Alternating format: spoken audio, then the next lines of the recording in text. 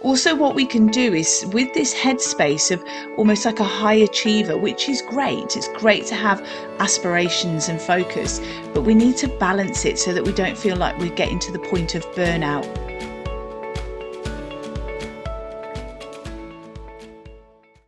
Hello and welcome back. Now, just before we get started, if you're watching this on the Total Somatics YouTube channel, don't forget to like, share, subscribe, and press the notification bell. So whenever I release an episode, you find out very quickly. Also, if you're not aware already, I have a TEDx talk which you can watch on YouTube. So if you go to the YouTube and you put in the search bar TEDx Heidi Hadley, you will find my talk on pandiculation. So please enjoy, give me a thumbs up and put a comment underneath. That would be wonderful.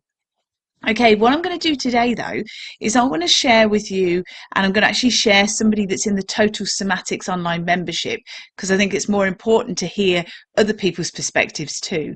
But I just want to share with you the thought of we live in a society where it's go, go, go. We've got to push through the pain, or we've got to stay busy all the time, or we've got to have multiple activities or issues to deal with all the time.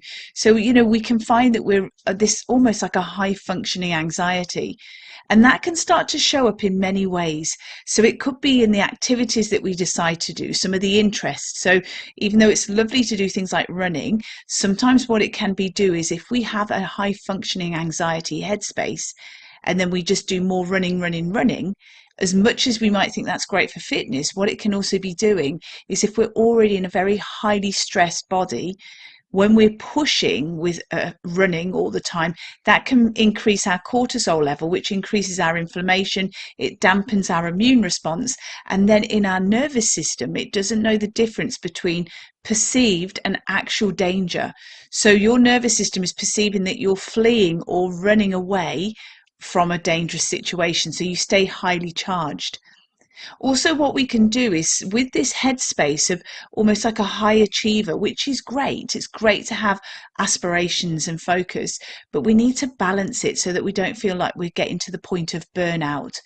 And what we can sometimes feel is that, again, our headspace or our focus can start coming into other interests and hobbies that we have. So it may be certain forms of or modalities whereby we hold poses or we do a lot of stretching. And we might think we just want to stretch a little bit further to achieve a goal.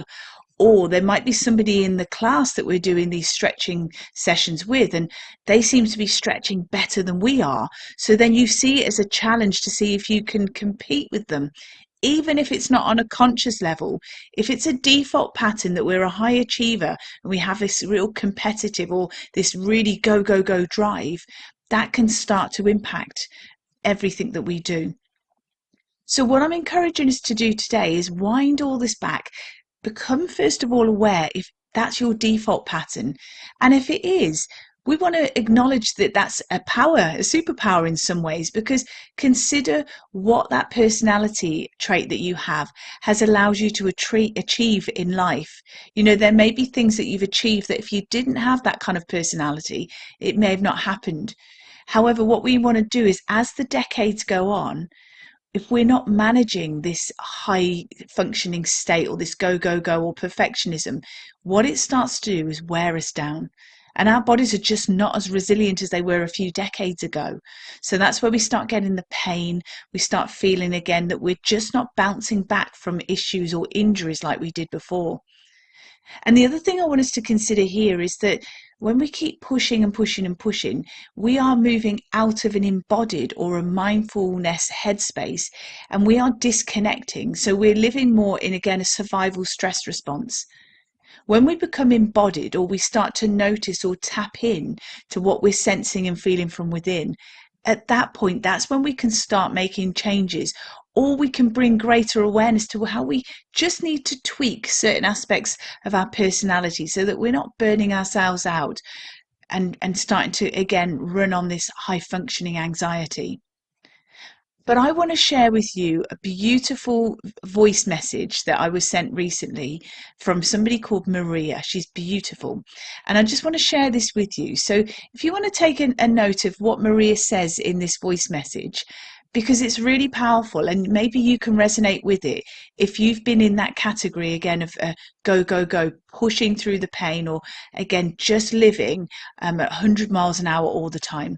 So let's enjoy Maria's message.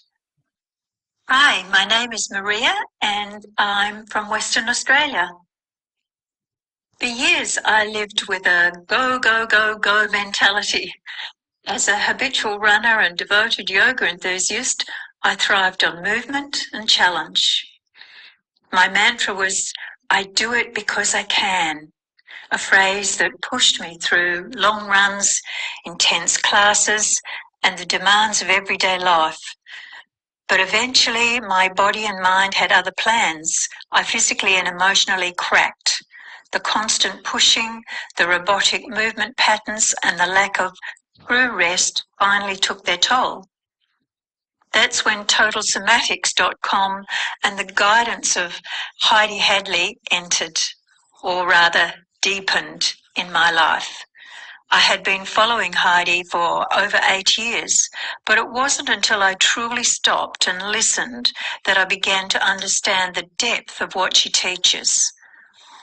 Total Somatics has been the greatest support for my well-being, not just physically, but emotionally and mentally. It allowed me to shift from simply doing to truly being. Instead of repeating the same movements that led to muscle strain and overload, I learnt to move with awareness. My body stopped being a machine and became a part of me I could tune into with compassion and clarity.